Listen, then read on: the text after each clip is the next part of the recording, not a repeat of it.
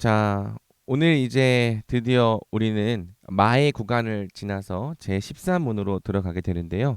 어, 그동안 배워왔던 내용들을 잠깐 복습을 하고 들어가면 좋을 것 같습니다. 자, 지금 이제 보면은 어, 이제 우리가 하나님에 대해 배웠다면 13문부터는 우리 사람에 대한 지식을 배웁니다. 하나님을 아는 지식과 그리고 사람을 아는 지식은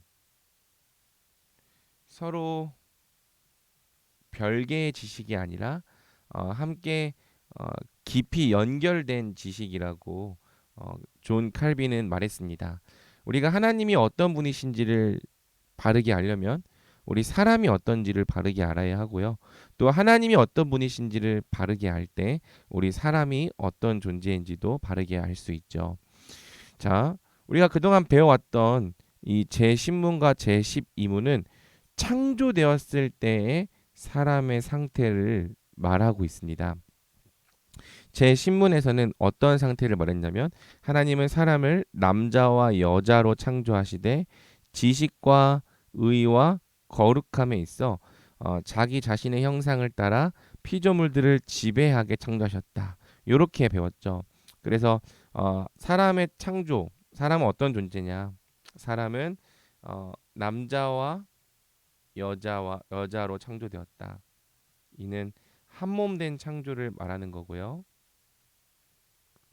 또 지식과 의와 거룩함에 있어 어, 하나님의 형상을 담도록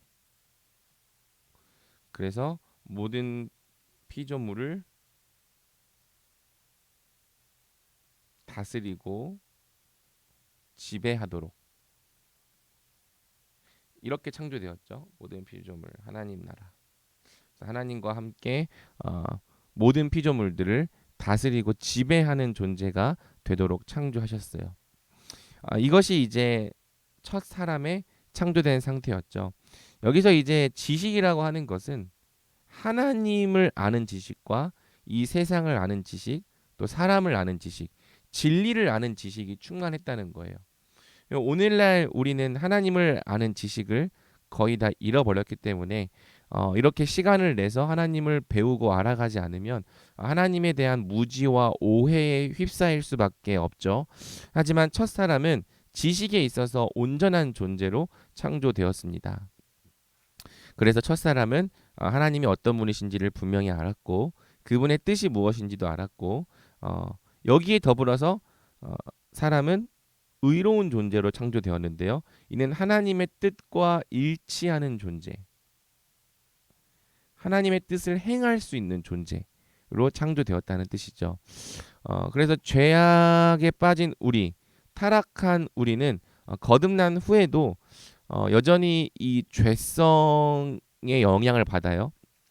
그래서 하나님의 뜻을 온전히 행하기 어렵고 하나님의 뜻을 행하려면 무언가 우리 본성을 거슬러야 하는 굉장히 어려운 상태에 빠져 있는데 처음 창조되었을 때 사람은 그냥 마음대로 하면 하나님의 뜻을 지킬 수 있었어요. 하나님의 뜻을 지키는 게 굉장히 쉽고 자연스럽고 편한 일이었다는 거죠. 게다가 거룩한 존재, 죄가 없는 존재로 창조되었죠. 그래서 이 모든 것이 하나님의 형상, 하나님을 닮도록 온전한 존재로 창조되었다는 거고요. 그 다음에 이제 12문에서는 사람의 섭리를 다루면서 신문은 하나님 사람의 창조, 12문은 사람의 섭리에 다루면서 완전한 순종을 조건으로 하여 사람과 생명 언약을 맺으시고 선과 악을 알게 하는 나무로부터 먹는 것을 사망의 벌로 금하셨습니다. 그래서 하나님께서 사람과 행위 언약 또는 생명 언약을 맺으셨다는 이야기를 배웠죠. 하나님, 사람. 그래서 사람이 하나님께 완전한 순종. 이것은 마음에 기록된 율법을 지킴 플러스 선악을 알게 하는 나무의 열매를 먹지 않음. 이렇게 표현되는 거고요. 완전한 순종을 조건으로 무엇을 주십니까? 영생을 주시는 거죠. 어, 영원한 하나님과의 사귐 또는 하나님 나라 이렇게 이것이 이제 성경 전체를 통과하는 주요 개념이라고 할 수 있습니다. 어, 그래서 이러한 언약을 우리는 행위 언약 또는 생명 언약이라고 부르죠. 그 다음에 만약에 이 완전한 순종에 실패할 경우는 어떻게 됩니까? 사망. 사망의 형벌을 정하셨죠. 그래서 이 실패해서 사망의 형벌에 빠지는 상태를 우리는 타락이라고 부르는 겁니다. 자, 그래서 저번 주에는 어떤 내용까지 배웠냐면은 지금 이 위치에는 처음에 아담이 들어가 있었고 아담이 이 행위 언약을 지키는 일에 실패했다는 것까지 지난주에 미리 보기로 맛보았죠. 그래서 하나님께서 주시는 계획은 뭐냐면은 이 자리에 누굴 두시는 거냐면 예수님을 두시는 거예요. 그래서 예수님이 우리 대신 우리의 자격으로 이 완전한 순종을 행하시는 행위 언약을 지키는 자리에 들어가는 거고요. 우리는 예수님을 믿는 믿음의 자리로 내려가는 거죠.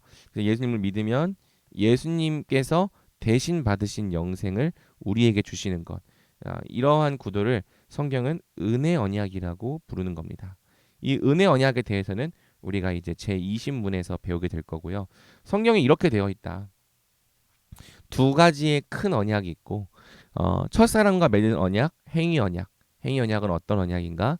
하나님께 완전한 순종을 행할 때 영생을 받는 언약.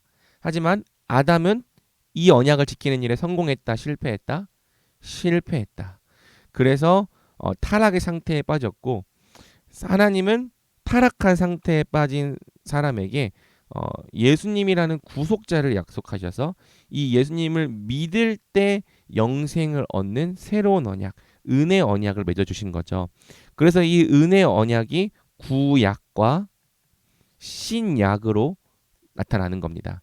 구약은 오실 예수 그리스도 그리고 신약은 오신 예수 그리스도를 믿도록 우리를 인도하는 거죠. 그래서 여러분이 이러한 내용을 아마 교회 다니면서 한 번도 배우지 못했을 수도 있는데 어쩌면은 배운 지체들도 있겠지만 아마 오늘날에 지금 우리 교회 현실에 있어서 이런 내용을 한 번도 배우지 못하고 몇십 년 동안 신앙생활을 했을 수도 있을 거예요. 하지만 이번 기회를 여러분에게 소중한 기회로 삼아서 이 내용들을 앞으로 잘 배워가고 또 이 중심적인 내용들을 가지고 성경을 잘 읽어 나간다면 여러분이 이 기초를 가지고 하나님을 아는 지식에 정말 잘 자라갈 수 있을 거라고 저는 확신합니다. 자, 그래서 이제 우리는 이 첫 창조되었을 때 상태, 첫 창조되었을 상태가 어떤 상태죠? 이 자리에 누가 들어가 있는 상태? 이 자리에 아담이 들어가 있는 상태에 사람이 머물렀느냐? 이 질문으로부터 제13문에 들어가는 거예요. 그러면 제가 13문을 읽을 테니까 우리 이광민 집사님께서 답변해 주시면 감사하겠습니다. 우리의 첫 조상은 그들이 창조되었던 상태 속에 계속해서 머물렀습니까? 그들 자신의 뜻의 자유에 맡겨진 우리의 첫 조상은 하나님께 대항하여 죄를 지음으로써 그들이 창조된 상태로부터 타락했습니다. 네, 머물렀다는 거에 머무르지 못했다는 거예요. 처음에는 머물러 있었다는 얘기 같은데요. 여기 아니 요 답에서 요 답에서요. 네, 네. 어, 아니 창조된 상태로부터 이제 멀어졌다는 거죠. 타락했다는 얘기가 있으니까요.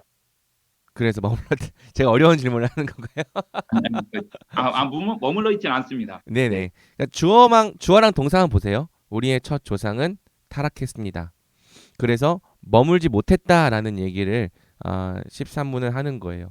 우리의 첫 조상은 그들 자신의 자유의 뜻에 맡겨진 상태에 있었다. 이게 첫 사람의 상태였지만 하나님께 대항하여 죄를 지음으로 창조된 상태에서 타락했다. 이제 이 내용을 함께 우리가 공부해 가는 거죠.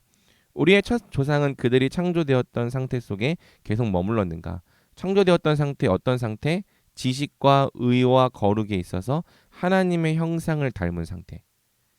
그래서 온전하고 완전한 상태에 있었는데 그리고 또 어떤 상태? 완전한 순종을 조건으로 하여 생명 언약을 맺은 상태. 이 상태에서 머물렀냐 머물지 못했느냐를 물어보는 거고요. 머물지 못했다라는 얘기를 13문은 하는 거죠. 제13문은 우리의 첫 조상이 창조되었던 그 상태가 그대로 유지되었는지를 묻는다. 성경은 사람이 창조된 원래의 상태로부터 타락하였다고 말합니다. 그래서 소요리 문답 제13에서 19문은 죄의 본질과 타락의 결과에 대해 다루죠. 제13에서 15문은 타락이 무엇인가를 다룹니다. 타락, 죄의 본질, 첫 조상의 죄. 그리고 제16에서 제19문은 이 타락이 가져온 죄의 결과에 대해 다룹니다. 우리가 아담 안에서 함께 타락했다. 타락의 결과 죄와 비참이 우리 인생 가운데 임했다. 이 내용들을 배우는 것이 오늘 우리가 함께 살펴볼 내용의 큰 그림이라 할 수 있죠. 먼저 그들 자신의 뜻의 자유에 맡겨진 우리의 첫 조상이라는 표현을 살펴봅시다. 아담은 우리와 다르게 진정한 의미의 자유의지를 갖고 있었습니다. 타락 이후의 사람은 모두 죄에 예속된 노예 의지를 갖고 있습니다. 하지만 타락 이전의 아담은 자신의 의지에 따라 선과 악을 자유롭게 선택할 수 있는 상태에 놓여 있었습니다. 이 표를 좀 보면은 좋을 것 같은데요. 타락 전의 사람은 어떤 사람이었냐면 able to sin, able to not sin. 죄를 짓는 것도 가능하고 죄를 안 짓는 것도 가능한 상태에 빠져 있었다. 그러니까 가능한 상태에 있었다. 하지만 타락 후의 사람은 어떻게 되죠? able to sin, unable to not sin. 죄를 짓는 것이 가능하고 죄를 안 짓는 것이 불가능한 상태. 그러니까 항상 죄밖에 지을 수 없는 상태에 빠진 것이 타락 후의 사람, post fall man이죠. 그 다음에 이제 거듭난 사람은 어떤 상태냐면 다시 비슷합니다. able to sin, able to not sin. 죄를 안 짓는 것이 가능해진 상태. 죄를 지을 수도 있는데 죄를 안 짓는 것도 가능해진 상태예요. 영어로 볼 때는 이 두 개가 같지만 좀 강조점이 달라요. 이 거듭난 사람은 죄를 지을 수도 있지만 죄를 안 짓는 것도 가능해진 상태다. 성령의 통치와 또 다스리심과 은혜를 통하여서 죄를 안 짓는 삶도 가능해진 상태가 거듭난 사람의 상태고요. 그 다음에 이제 영화된 사람, 그러니까 이 구원이 완성된 사람, glorified man은요, 죄를 안 짓는 것이 가능하고요. unable to sin, 죄를 짓는 것 자체가 불가능한 상태. 즉 항상 선을 행할 수밖에 없는 상태. 항상 선을 행할 수 있는 상태가 된다고 말하는 거죠. 그래서 이 타락 전의 사람의 상태는 어떤 상태냐면 죄를 짓는 것도 가능한데 죄를 안 짓는 것도 가능했다. 요거를 가지고 우리는 아담이 자유의지를 갖고 있었다고 말하는 거예요. 그 다음에 타락 후의 사람은 죄를 안 짓는 것이 불가능하기 때문에 이것을 죄에 예속된 노예 의지라고 말하는 거죠. 우리가 분명 자유의지를 갖고 있습니다. 오늘 내가 짜장면을 먹을지 짬뽕을 먹을지를 선택할 수 있다는 점에 대해서는 우리가 자유의지를 어느 정도 가졌다고 말할 수 있죠. 내가 오늘 서울에 올라갈지 부산에 내려갈지 정할 수 있다는 점에 대해서는 자유의지를 가졌다고 할 수 있을 거예요. 하지만 우리가 죄를 지을지 안 지을지를 결정하지는 못한다는 점에서, 즉 우리가 거듭나기 전에 항상 죄밖에 지을 수 없고 또 선을 행하는 것이 불가능하다는 점에서는 온전한 의미의 자유의지가 없다고 할 수 있는 거죠. 우리의 모든 사람의 의지는 죄에 예속된 노예 의지를 갖고 있다고 할 수 있는 거예요. 그래서 이 타락 전의 사람과 타락 후의 사람이 다르다는 것을 우리가 분명히 이해해야 합니다. 아담은 지식과 의와 거룩함에 있어서 인류 역사상 가장 뛰어난 사람이었습니다. 지식이 완전했어요. 하나님의 뜻이 무엇인지를 분명히 알고 있었고, 그 다음에 의가 완전했습니다. 하나님의 뜻을 얼마든지 행할 수 있었고, 거룩이 완전했습니다. 죄가 하나도 없는 순전한 상태로 되어 있었죠. 하지만 이 첫 사람이 하나님께 대항하여 죄를 지음으로써 창조된 상태로부터 타락했습니다.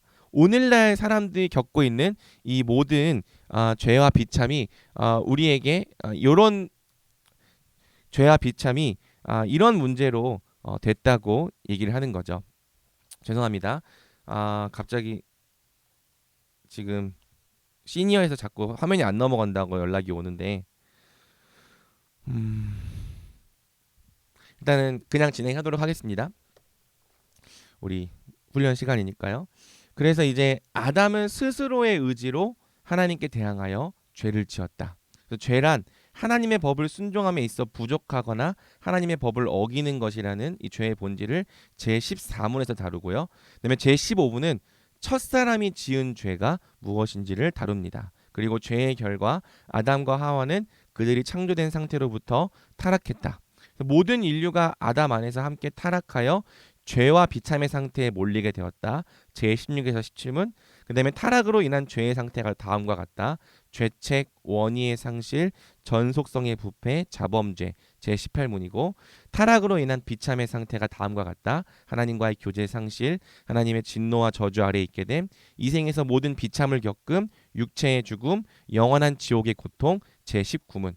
그래서 이제 오늘 배울 내용의 전체적인 이 큰 그림이 이거라고 할 수 있어요. 창조된 상태 타락했다. 스스로 하나님께 대항하여 죄를 지었다. 14문, 15문. 그 다음에 타락해서 죄와 비참의 상태에 빠졌다. 이것이 제16에서 19문이 우리에게 가르치는 바죠. 자, 그러면 이 내용들을 좀 머리에 넣고 하나씩 좀 자세히 살펴보겠습니다. 제13문을 보겠습니다. 죄란 무엇입니까? 우리 지영 자매님께서 한번 답변해 주시면 감사하겠습니다. 죄란 하나님의 법을 순종함에 있어 부족하거나 하나님의 법을 어기는 것입니다. 죄가 뭐라고요? 제가, 제가 하나님의 법을 어기는 것이요. 네, 여기 있는 걸 다 얘기해 주세요. 순종함에 부족하고 하나님의 법을 어기는 것입니다. 네, 이렇게 답변을 드리겠습니다. 그러니까 이제 뭐는 뭐다 이렇게 얘기하는 것도 괜찮은 답변이지만 우리가 놓치지 않고 배우기 위해서는 여기서 말하는 것을 다 얘기해 주시면 좋을 것 같아요. 그래서 이 순종함에 있어 부족한 것도 죄다. 요건 굉장히 좀 특별한 개념이죠. 우리가 하나님의 법을 어기는 것이 죄라는 건 다 알고 있는 부분이고, 그런데 순종의 결핍, 순종함에 있어 부족한 것도 죄다. 이것이 지금 14문에서 정의하고 있는 죄의 본질이죠. 그래서 sin is any want. 여기서 이제 want라고 하는 것은 결핍을 말하는 거죠. want of conformity unto or transgression. 이것은 이제 범법, 범죄를 말하는 거예요. transgression of the law of God. 얘기해서 이 부족한 것도 죄, 법을 어기는 것도 죄. 이것이 죄다라고 제14문은 말하는 것입니다. 자, 한번 하나씩 보겠습니다. 죄의 기준, 하나님의 법. 성경이 말하는 죄는 일반적으로 도덕이나 윤리에서 정의하는 죄와 다릅니다. 우리가 일반적으로 말하는 죄는 어떤 죄죠? 양심이나 도리에서 벗어난 행위, 잘못이나 허물로 인하여 벌을 받을 만한 일. 이런 것을 이제 우리는 죄라고 정의해요. 그래서 이 잘못이나 허물로 인하여 벌을 받을 만한 일은 어떻게 보면은 이것은 형사 처벌을 받을 만한 범법 행위를 말하는 거고요. 그 다음에 이제 형사 처벌을 받을 만한 범법 행위까지는 아니더라도 양심이나 도리에서 벗어난 행위도 우리는 그것이 형사 처벌을 받을 만한 일이 비록 아니지만 죄라고 생각하는 감각이 우리 안에 있어요. 이것이 이제 하나님을 믿든 믿지 않든 일반적인 사람들이 생각하는 죄의 개념이죠. 자, 일반적인 죄의 감각도요. 하나님께서 사람에게 남겨두신 양심의 산물입니다. 만약에 이러한 일반적인 죄에 대한 감각조차 없으면 사람은 마음껏 죄를 행하며 살았을 거예요. 하지만 하나님께서는 이 땅의 질서가 완전히 무너지는 것을 막기 위해서 사람에게 양심을 남겨두셨고, 이 양심을 통해 어느 정도는 죄가 방지되고 절제되게 하신 거죠. 그런데 문제는 뭐냐면 이 일반적인 죄의 기준이 사람에게 있다는 게 문제예요. 즉 양심이나 도리, 그다음 이 잘못이나 허물로 인하여 벌을 받을 만한 일, 이걸 정하는 주체가 누굽니까? 사람인 거죠. 그래서 사람이 누구냐에 따라, 죄를 판단하는 그 사람이 누구냐에 따라서 죄의 기준이 달라질 수 있다는 게 문제입니다. 자, 일반적인 죄는 그 기준이 시대와 문화에 따라 달라질 수 있습니다. 그래서 죄의 기준이 사람에게 있으면은 내가 이 기준을 지켰으면은 죄가 아니다라고 생각할 수 있는 거죠. 자, 예를 들어서 간통죄를 좀 생각해 보세요. 우리나라에서 간통죄가 원래 죄였습니까? 아닙니까?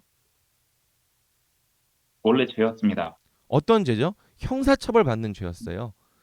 맞죠? 근데 네. 지금은요? 지금은 이제 법이 바뀌어서 그 죄로 처벌받지는 않죠. 그러면 어떻게 해야 되죠? 민사소송을 이제 걸어야 돼요. 민사소송을. 근데 네. 민사소송을 걸어서 지는 경우도 가끔 발생합니다. 그러니까 이제 이거는 뭐 결혼한 시대들한테는 굉장히 공포스러운 일일 수 있는데, 남편이 바람을 피워도, 간통을 저질러도, 또 아내가 간통을 저질러도 이것을 형사로서 처벌할 수 없는 시대가 됐어요. 그래서 민사소송으로 싸워야 되는데 변호사를 선임해야 되고, 또 소송 그 신청할 때 소송 그 인지를 값을 내야 되고, 또 당장 해결이 안 되고요. 게다가 이제 이 바람을 핀 사람들이 오히려 더 이렇게 방귀 낀 놈이 성낸다는 말처럼 더 이렇게 대놓고 이 뭐라고 하죠? 아주 당당하게 나오는 경우도 많이 벌어지고 있죠. 왜 그러면은 간통죄를 폐지했냐? 사람이 자기 행복을 추구하는 것이 사람의 자유다. 이게 이제 이 간통죄를 폐지한 기본 근거였어요. 그러니까 결혼을 해도 내가 이 내 아내를 사랑할지 다른 여자를 사랑할지 그것을 결정하는 것은 사람이 자기 행복을 위해서 얼마든지 자유롭게 결정할 수 있는 일이다. 그러니까 이제 형사처벌을 할 수 없다. 이런 논리로 간 거죠. 하지만 그래서 이제 이 뭘 말하고 싶은 거냐면은 기준이 시대와 문화에 따라 달라질 수 있다는 거예요. 달라지고 나서 이것을 이제 죄의 기준으로 정하면 간통을 저지르고도 법이 그걸 죄라고 말하지 않기 때문에 나는 죄를 짓지 않았다. 이렇게 당당하게 말할 수 있는 거죠. 그 다음에 이제 또 오늘날과 과거에 있어서 달라진 개념 중에 하나가 뭐냐면은 이 혼전 순결에 대한 문제. 이것은 사실 법에 대한 문제라기보다는 한동안 양심이나 도리에 대한 문제에 속해 있었죠.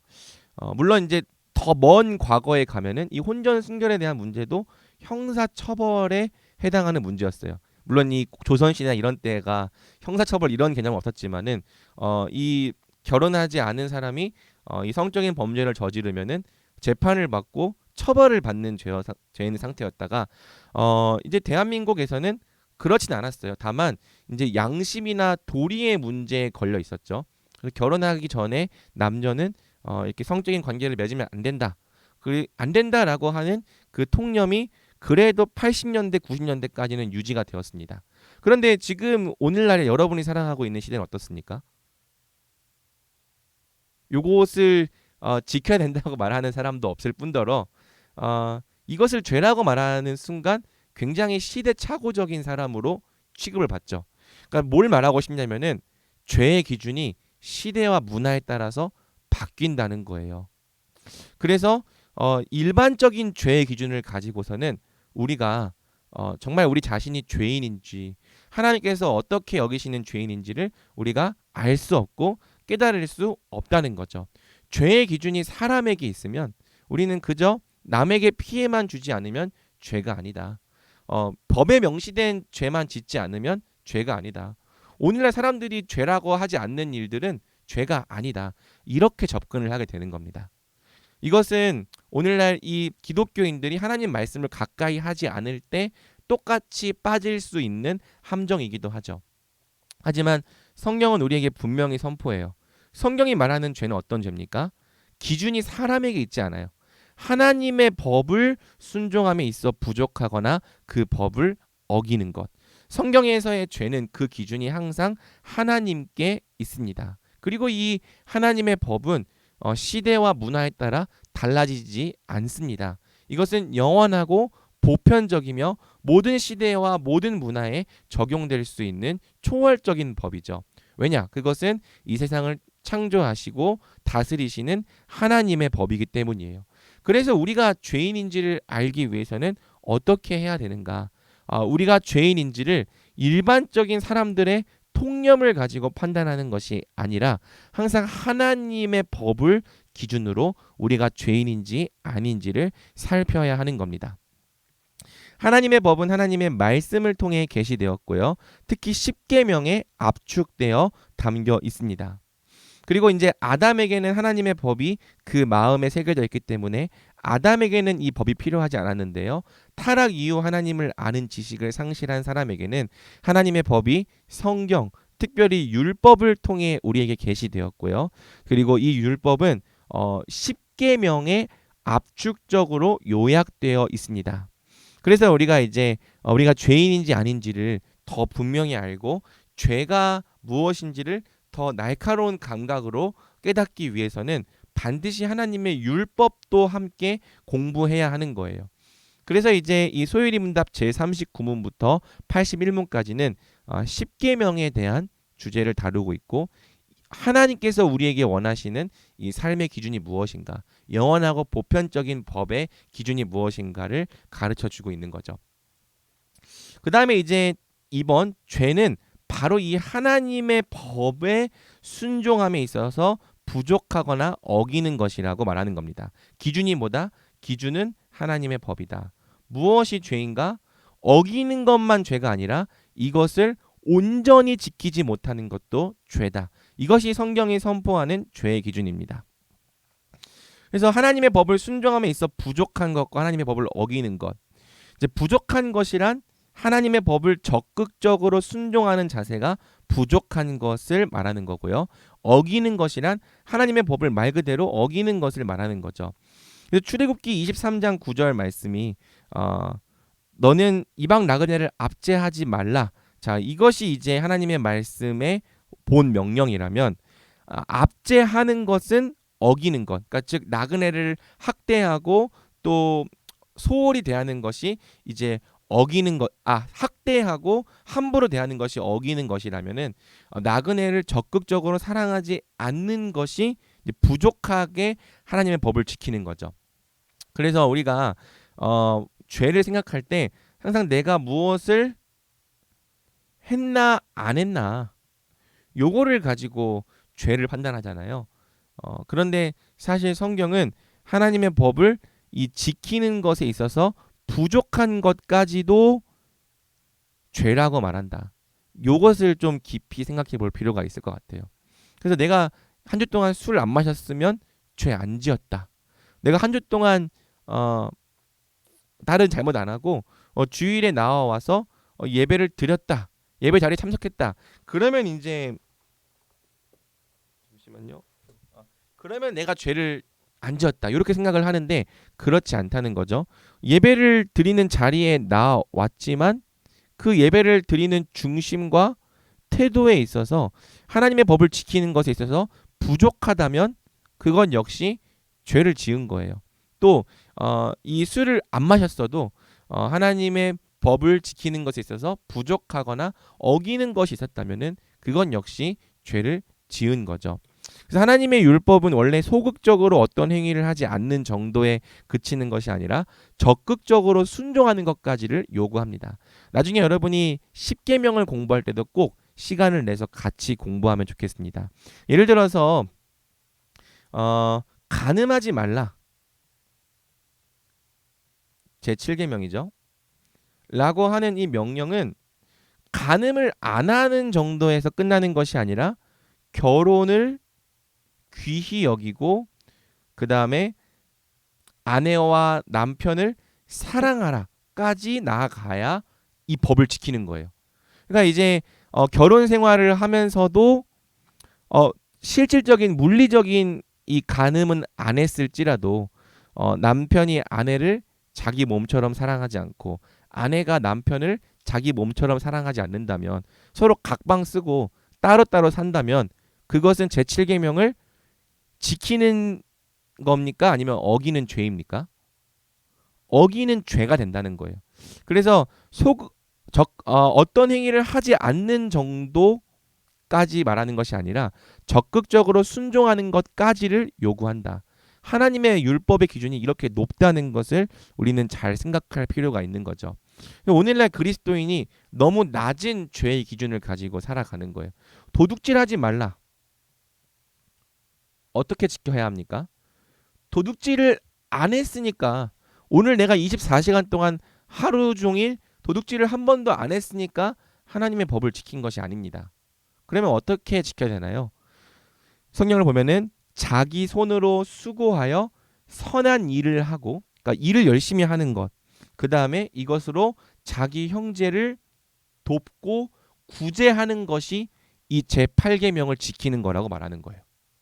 그러니까 내가 비록 도둑질을 안 했을지라도 자기 손으로 수고해서 선한 일을 하지 않는다면, 그리고 내 형제의 어려움을 보거나 궁핍함을 보고 도와주지 않는다면 그건 역시 도둑질하지 말라는 법을 어기는 죄가 된다는 거죠.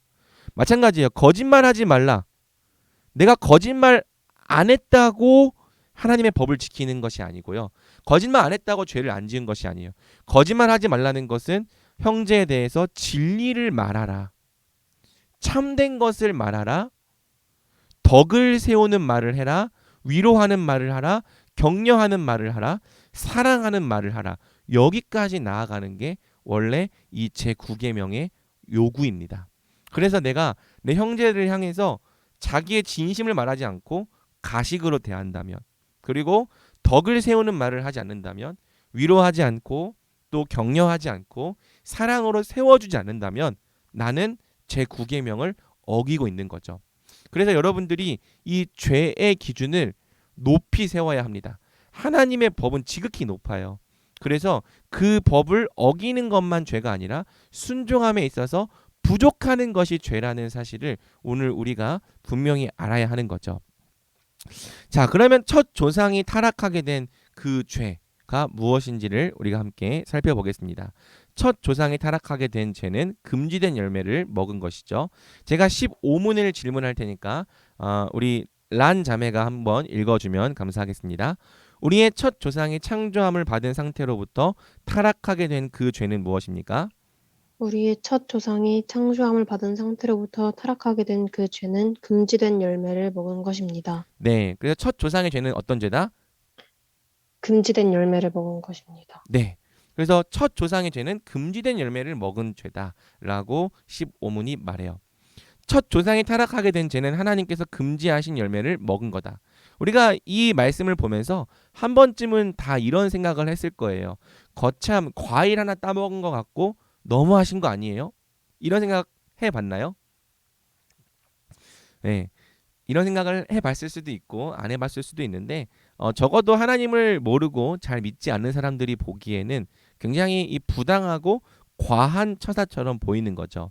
그런데 이제 우리는 이 일을 가지고 행위의 정도가 아니라 행위의 본질을 살펴봐야 하는 겁니다. 과일 하나 따먹은 것 가지고 너무하신 거 아니냐, 이렇게 접근하는 것이 아니라 과일을 따먹은 그 행위의 본질이 무엇이었는가를 접근해야 이 사건의 본질을 바르게 이해할 수 있는 거죠. 그러면 하나님께서 금지하신 열매를 먹은 그 죄가 무엇이었는가? 바로 하나님의 말씀을 정면으로 대항하고 위반한 죄였다. 우리는 이렇게 이해해야 되는 거예요. 자, 다시 아담의 상태를 한번 생각해 봅시다. 아담은 하나님으로부터 받은 은혜와 복이 무엇인지를 분명히 알고 있었고요. 또 죄를 지었을 때 받게 될 형벌이 무엇인지도 분명히 알고 있었습니다. 아담이 받은 은혜와 복이 뭡니까?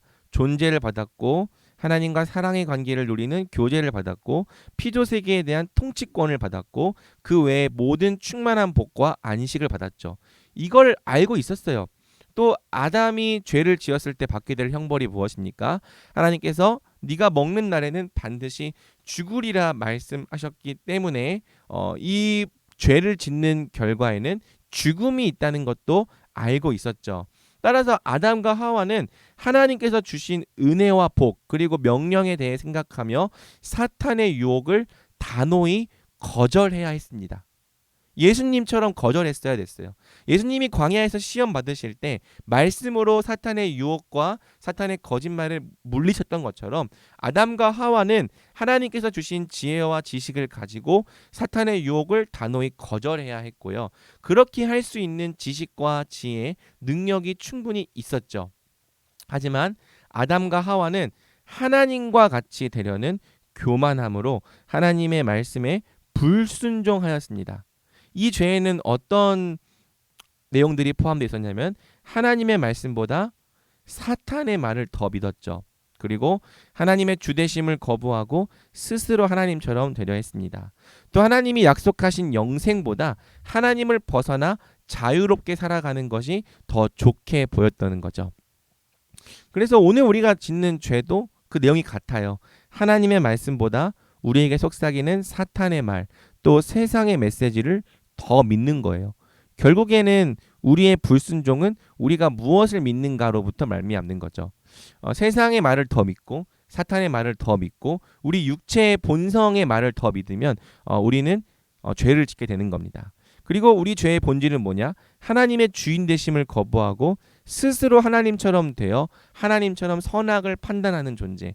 내가 선과 악을 결정하고 내가 무엇이 옳고 그른지를 결정하는 존재로 살려 하는 거죠. 그리고 하나님께서 주시겠다고 하신 영생보다 하나님과 상관없이 내 마음대로 사는 것을 더 좋게 여기는 마음. 이것이 오늘 우리가 짓는 죄의 본질이라고 할 수 있습니다. 이처럼 아담은 자기 자신의 의지와 뜻을 따라 하나님의 주되심을 거부하고 그분의 법을 위반하였습니다. 그리고 하나님의 말씀을 거부한 것은 하나님 자신을 거부한 것과 조금도 다르지 않은 거죠. 그리고 바로 이 거부가 불순종의 모습으로 드러난 것이 금지된 열매를 먹은 사건이었다고 우리는 할 수 있는 것입니다. 자, 우리가 여기까지 하고 한 5분 정도 휴식한 다음에 제16문부터 19문까지를 살펴보고 마치도록 하겠습니다. 우리 5분 정도 휴식하겠습니다. 혹시 뭐 들으면서 질문 있었나요? 지금까지 내용 중에? 네, 잘 듣고 있는 거 맞죠? 네, 우리 5분 정도 휴식하겠습니다. 네.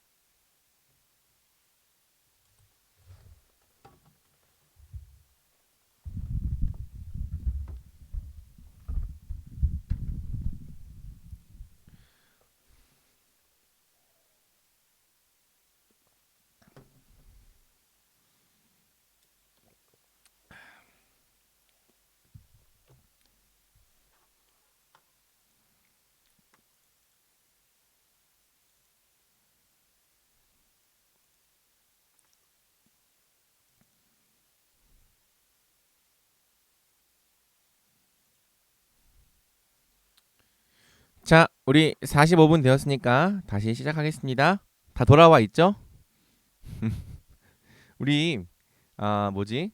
여기 보면은 반응 이런 거 반응이라고 있어요. 뭐 예를 들어서 이제 손 박수를 치거나 아니면 아, 뭐 이렇게 올리거나 아니면 이렇게 하트를 펴거나 그래서 요런 정도라도 좀 반응을 해주면 좋을 것 같아요. 그래서 제가 아, 이 목요 고맙다 민준아. 제가 이 목요일 날 줌으로 어 강의를 하면서 어려운 점이 뭐냐면 이게 소통이 잘 안 되는 것 같은 느낌. 그러다 보니까 자꾸 이 혼자 다다다다다다 말하게 되는 것 같고요. 그러다 보니까 되게 이 뭐 원래 제가 말을 잘 못하긴 하지만 좀 이 이해가 되는지 안 되는지가 안 보이니까 너무 빠르게 다다다다다 말하게 되는 것 같은데 여러분들이 좀 이렇게 뭐 손 내리셔도 됩니다. 이거 네, 손 들기 손 내릴 수 있어요. 그래서 이제 네, 알겠습니다. 요런 정도의 이제 반응이라도 이렇게 보여주신다면은 제가 조금 더 힘을 내서 강의를 할 수 있을 것 같습니다. 자, 우리 손 내려주세요, 란자매랑 네, 광민 형제님. 아, 자, 우리가 조금 빠르게 배웠는데 어, 내렸는데. 예, 내려갔어요. 빠르게 배웠는데 아, 네, 죄에 대해서 좀 다시 한번 정리를 해볼게요. 자, 지금 이제 제 13문은 사람이 첫 창조의 상태에서 어떻게 됐다? 타락했다. 타락이라고 하는 것은 영어로 fall이에요. 떨어졌다. 그래서 왜 떨어졌는가를 이제 살피는 건데요. 제 14문은 이제 뭐라고 말하는 거죠? 죄가 무엇이냐? 하나님의 법을 기준은 뭐예요? 기준 하나님의 법을 지키는 것에 있어서 어, 부족한 것과 어기는 것 이것이 이제 죄의 본질이라는 거죠. 그래서 기준은 하나님의 법이다. 이것을 지키는 것에 있어서 부족한 것과 어기는 것이 죄다. 그다음에 제 15문은 뭐라고 말합니까? 그러면 이제 아담의 죄, 첫사람의 죄는 무엇인가? 라고 했을 때 선악과를 먹은 것. 이 선악과를 먹은 것이 어떤 죄냐라고 했을 때 하나님의 법을 정면으로 거부하고 대항한 것. 그래서 단지 열매 하나 따먹은 그런 문제가 아니라 하나님의 법을 정면으로 거부하고 대항한 죄였다. 자, 이것이 이제 가져온 결과가 뭐냐면 제 16문에서 19문이죠. 함께 보겠습니다. 자, 16문입니다. 모든 인류는 아담의 첫 범죄에서 타락했습니까? 자, 오늘 이 내용이 정말 어렵고 또 중요한 내용인데요. 잘 볼게요. 우리 제 16문 한번 민준이가 읽어줄래요? 답변. 지금 읽을 수 있죠? 아담과 맺어진 그 언약은 아담 자신만이 아니라 그의 후손들과도 맺어진 것이므로 보통의 출생에 의하여 그로부터 내려오는 모든 인류는 그의 첫 범죄에 있어서 그 안에서 죄를 지었고 그와 함께 타락했습니다. 자, 그래서 이제 모든 인류가 타락했다는 거예요, 안 했다는 거예요? 타락했다는 겁니다. 그렇죠. 좀 영어 번역이라서 좀 문장이 어렵지만은 그냥 주어랑 동사만 보세요. 타락했다는 겁니다. 자, 왜 그러냐? 아담과 맺어진 그 언약은 누구와도 맺어진 언약이다. 그의 후손들과도 맺어진 언약이므로 보통의 출생에 의하여 그로부터 내려오는 모든 인류는 아담의 첫 범죄에 있어서 함께 죄짓고 함께 타락했습니다. 자, 이것이 이제 제 16문이 우리에게 가르치는 바이고요. 우리는 이것을 두 글자로 뭐라고 말하냐면 원죄라고 말하는 겁니다. 뭐라고 말한다고요? 원죄. 어떤 내용인지 좀 자세히 살펴보겠습니다. 자, 타락 및 원죄와 관련해서 항상 따라오는 질문이 있어요. 아담이 지은 죄가 왜 나의 죄가 되는가? 그리고 왜 하나님께서 자기 마음대로 아담을 대표로 정하셨는가? 아담이 지은 죄가 아담과 별로 상관이 없는 내 죄가 되는 것을 연좌제, 그러니까 한 명이 잘못하면은 나머지가 줄줄이 죄를 믿는 이 연좌제 같은 법이다. 아니면 이 원시적인 법이다. 오늘날의 이 발달된 문명 안에서는 도저히 이해될 수 없고 용납될 수 없는 법이라 생각하는 마음이 있는 거죠. 그 다음에 이제 우리는 아담을 우리 인류의 대표로 세운 적이 없는데 하나님께서 자기 마음대로 아담을 우리 인류의 대표로 정하신 것은 민주주의에 어긋난 이 부당한 처사다. 이렇게 생각하는 사람들이 간혹 있습니다. 그래서 이제 이 내용들을 우리가 어떻게 받아들이고 어떻게 이해해야 하는가에 대해서 함께 살펴봐야 하는 거죠. 자, 먼저 하나님께서 아담에게 맺으신 이 행위 언약이 아담 자신만이 아니라 그의 후손들과도 맺어진 언약이라는 것을 우리가 알아야 합니다. 자, 하나님은 사람을 처음부터 개별적인 존재가 아니라 공동체적인 존재로 창조하셨어요. 즉, 사람을 처음부터 한 몸으로 창조하셨다는 거죠. 그래서 공동체적인 존재인 사람은 서로가 서로에게 큰 영향을 미치며 살아갑니다. 그러니까 우리가 다 기본적으로 공동체적인 존재로 살아가는데 가정 안에서 한 사람이 잘 되면 그 사람만 잘 되는 것이 아니라 가정 전체가 기뻐하고 그로 인한 유익을 누려요. 반대로 가정 안에서 한 사람이 무언가 큰 범죄를 저지르면 그 사람만 범죄의 처벌을 받고 끝나는 것이 아니라 가족 전체가 큰 고통과 어려움을 겪죠. 또 우리가 교회라고 하는 공동체로 살아가고 있는데 교회에서 공동체의 어떤 대표가 큰 범죄를 저지른다면 우리 공동체 전체, 교회 전체가 큰 고통과 아픔을 겪게 됩니다. 반대로 교회 리더가 솔선수범하고 또 먼저 사랑하고 귀한 본을 보인다면은 공동체 전체가 그로 인하여 영향력을 받겠죠. 그래서 이 공동체적인 존재인 사람은 우리가 부당하다고 얘기하지만 사실은 우리가 알게 모르게 서로가 서로에게 이 영향을 미치며 살아가고 있다는 거예요. 비록 오늘날에는 이러한 공동체성 때문에 비참함과 어려움을 겪기도 하지만 본래 하나님이 의도하신 세상은 함께 한 몸으로 살아가며 충만한 복과 안식을 누리는 세상이었다. 그러니까 이 공동체성 때문에 비참함과 어려움을 겪게 된 이유는 죄 때문이에요. 그래서 지금 러시아의 이 대통령인 푸틴이 그 자신의 이 죄악됨과 포악됨으로 말미암아 러시아 국민들만 이 어려움을 겪는 것이 아니라 우크라이나까지 비참함과 이 전쟁의 고통을 겪고 있죠. 그러니까 이렇게 된 것이 사실 공동체로 창조된 것 자체에 문제가 있는 것이 아니라 죄가 들어온 게 문제가 되었다는 거죠. 원래대로라면은 하나님께서 의도하신 세상은 사람이 함께 한 몸으로 살아가며 서로에게 기쁨을 나누고 선한 영향력을 미치는 좋은 세상이에요. 그래서 좋은 대통령이 세워져서 그 대통령이 그 나라를 잘 다스리고 그 나라를 아름답게 통치하면 국민 전체가 그 대통령의 이 선한 통치의 유익을 누리는 것처럼 공동체적으로 창조된 게 나쁜 게 아니다. 이것은 좋게 사용될 수도 있고 또는 악하게 사용될 수도 있는 중립적인 부분이다라고 우리는 생각을 해야 되는 거죠. 그리고 원래 하나님이 의도하신 세상은 좋게 사용되는 세상이에요. 우리가 함께 한 몸으로 사는 것이 우리 모두에게 좋은 세상이었다는 거죠. 그리고 여러분, 하나님은 사람을 공동체적인 존재로 창조하시되 특별히 아담을 모든 인류의 대표, 머리로 창조하셨습니다. 이것을 이제 언약의 대표, 머리라고 말하는 건데요. 아담은 혈통의 측면과 언약의 측면 모두에서 인류의 대표였습니다. 혈통의 측면이라고 하는 것은 우리 모두가 이 아담과 하와의 핏줄로서의 자손이라는 점에서 우리의 대표였다는 거고요. 언약의 측면이라고 하는 것은 언약의 체결자로서 아담이 우리의 인류의 대표가 된다는 거죠. 그래서 하나님은 아담을 단순히 한 개인으로서 대하신 것이 아니라 인류의 대표로 삼으셨습니다. 그리고 아담은 단순히 한 개인이 아니라 모든 인류의 대표로서 하나님과 언약을 맺은 거죠. 그래서 언약에 대한 아담의 순종과 불순종 여부가 전 인류에게 영향을 미치게 하신 거예요.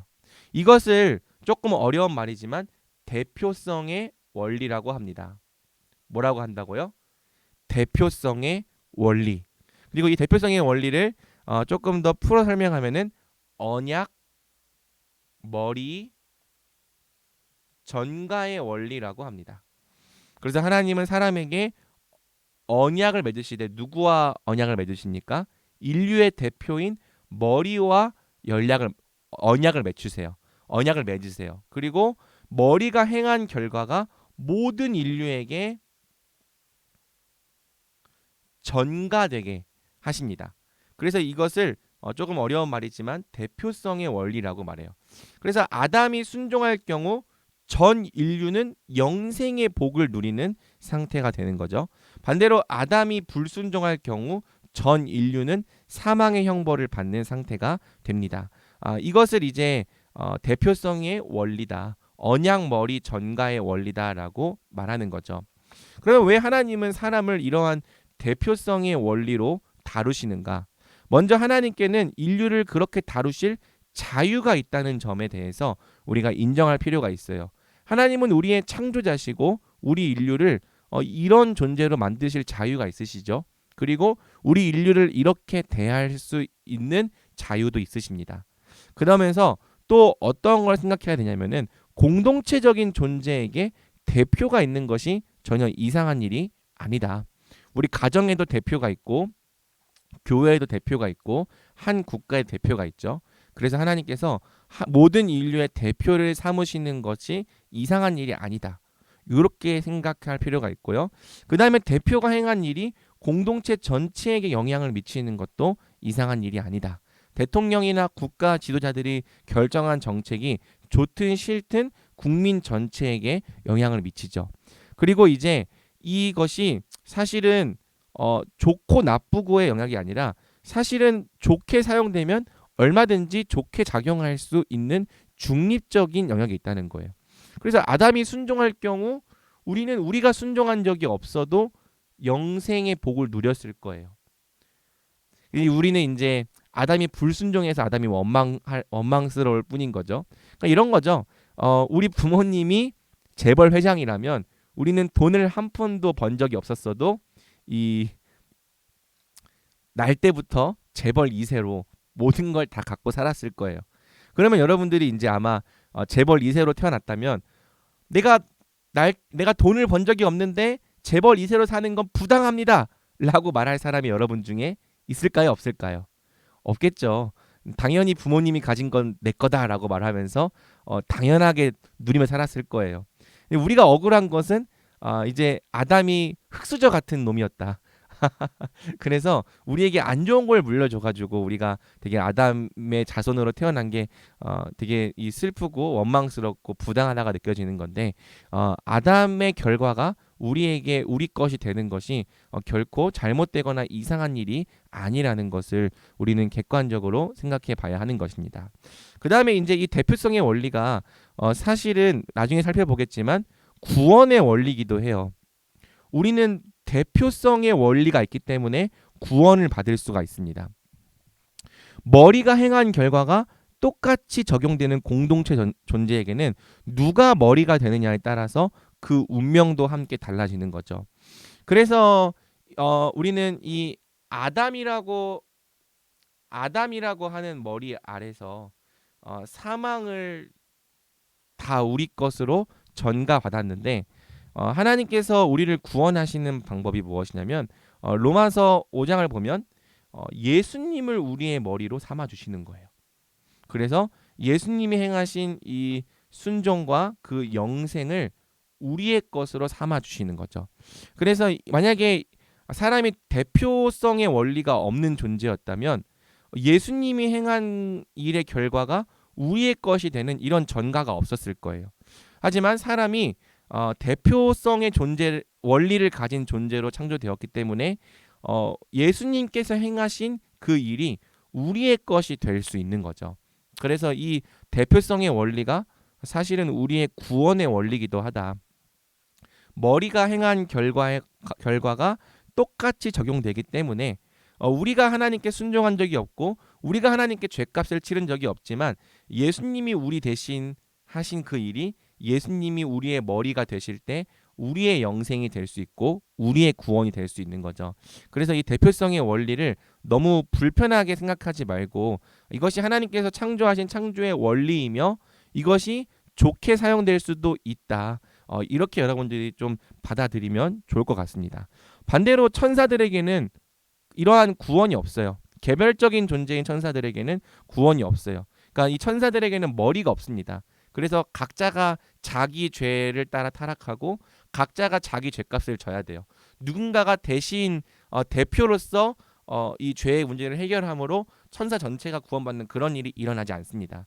대신에 사람은 한 몸으로 창조되었고 머리 아래에 창조되었기 때문에 아담이 머리가 될 때에는 모든 사람이 사망의 결과에 참여하지만 예수님이 머리가 될 때에는 모든 사람이 영생에 참여하는 이러한 구원도 가능한 거죠. 자, 3번 모든 인류가 아담 안에서 함께 타락했다. 자, 여기서 이제 보통의 출생에 의하여 그로부터 내려오는 모든 인류란 표현을 말하는데요. 보통의 출생이란 쉽게 말해 남녀의 결합에 의한 일반적인 출생을 말하는 거예요. 엄마와 아빠가 만나서 결혼하여 출산하는 이 모든 출생의 방법을 보통의 출생이라고 말하는 거고요. 성경에서 보통의 출생으로 나지 않은 사람은 딱 한 명밖에 없죠. 누구죠? 예수님. 예수님만은 이 성령으로 잉태되셨죠. 왜? 요 문제 때문이에요. 보통의 출생에 의하여 태어난 모든 사람들은 아담과 같은 속성을 물려받는다. 즉 아담에 있는 모든 결과에 참여한다. 그래서 이제 예수님은 죄가 없는 존재로 나시기 위해서 보통의 출생으로 나지 않으시고 성령에 의한 성령으로 잉태되신 거죠. 그래서 죄가 없으신 또 하나의 존재였기 때문에 예수님을 성경은 둘째 아담이라고도 말하는 겁니다. 첫째 아담이 죄가 없는 존재로 창조되었다면 오직 예수님만이 둘째 아담으로서 죄가 없으신 분으로 태어난 거죠.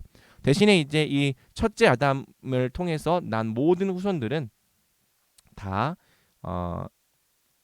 아담과 같이 이 아담의 모든 속성을 다 물려받는다는 거.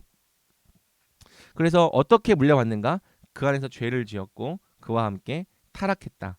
아담이 지은 죄가 우리에게 전가되었고 죄의 결과도 우리에게 전가되었다. 이것이 이제 성경은 타락의 상태라고 말하는 거죠. 봅시다. 타락은 인류를 어떤 상태로 몰아갔습니까? 그 타락은 인류를 죄와 비참의 상태로 몰아갔다. 그래서 아담의 타락은 모든 인류를 죄와 비참의 상태로 몰아갔고요.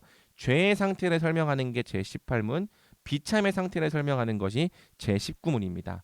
그러면 죄의 상태가 무엇인지를 함께 보겠습니다. 제가 질문하면은 우리 이광민 집사님께서 답변해 주시면 감사하겠습니다. 사람이 네. 타락해 들어간 상태의 죄악됨은 어떻게 되어 있습니까? 사람이 타락해 들어간 상태의 죄악됨은 아담의 첫 범죄의 죄책, 원의의 상실, 그의 전 속성의 부패에 있는데 보통 원죄라고 불리고 이 원죄로부터 나오는 모든 실제의 범죄들에 있습니다. 자, 좀 잘 정리를 해볼게요. 타락한 상태의 죄악됨은 보통 두 가지로 나뉩니다. 원죄와 자범죄. 이 원죄라고 하는 것은 누가 지은 죄죠? 아담이 지은 죄. 그 다음에 자범죄는 누가 지은 겁니까? 스스로 내가 지은 죄. 그쵸? 스스로 지은 죄. 네. 그래서 타락한 상태의 인간은 죄인인데요. 이 두 가지 때문에 죄인입니다. 아담이 지은 죄도 같이 갖고 있고 내가 지은 죄도 같이 갖고 있어요. 보통 우리가 죄인이라고 말할 때 자범죄만 생각하는 경우가 많은데 실제로는 이 두 개의 죄를 다 가지고 있다는 것. 아담이 지은 죄도 갖고 있고 내가 지은 죄도 갖고 있습니다. 그리고 이 원죄에 속한 게 뭐냐면 이 세 가지인데요. 죄책과 원의의 상실과 전속성의 부패. 소율이 문답은 이렇게 세 가지를 가르치고 있고요. 보통 두 가지로 다룰 때가 더 많아요. 원죄는 무엇이냐? 죄책과 오염이다. 그래서 오염은 부패했다. 이렇게 가르치죠. 그리고 이제 소율이 문답은 여기에다가 원의의 상실까지 하나 더 추가해서 가르치는 겁니다. 사람이 타락해 들어간 상태의 죄악됨은 원죄와 자범죄로 나뉜다. 원죄는 아담이 타락한 결과 우리에게 전가된 죄고요. 자범죄는 이 원죄에서 나오는 모든 실제적인 범죄들, 우리가 짓는 우리 죄의 열매들을 말하는 거예요. 자, 아담의 첫 범죄의 죄책이 우리 것이 되었다고 말하는데요. 죄책이 무엇이냐면은 죄의 책임을 말하는 겁니다. 가끔 이제 죄책이라는 말을 보면서 죄책감을 떠올리는 시들이 있는데 죄책감이랑 죄책은 상관이 없는 말이에요. 죄책은 쉽게 말해 유죄 판결을 말하는 거예요. 너 guilty, 너 죄인이다라고 하는 이 죄의 책임이 너에게 있다. 너는 죄인이다라고 하는 선고와 판결이 죄책입니다. 아담 안에서 함께 죄를 지은 모든 인류는 다 아담의 첫 범죄에 죄책을 갖게 되었습니다. 그러니까 아담이 선악과를 따먹은 이 죄의 책임이 누구에게도 있다? 우리에게도 있다는 거예요. 왜? 모든 인류가 아담의 첫 범죄에 대한 죄의 책임을 함께 가지게 되었기 때문에. 그렇기 때문에 모든 인류는 다 날 때부터 사망의 형벌을 받기에 합당한 존재가 되어 있는 겁니다. 그 다음에 이제 원의의 상실이라는 것이 포함되는데요. The want of original righteousness. 이것은 이제 아담에게 주어졌던 근본적인 의가 상실되었다는 것이죠. 우리가 사람이 어떤 존재로 창조되었냐면 지식과 의와 거룩에 있어서 하나님의 형상을 담도록 창조되었다고 했죠.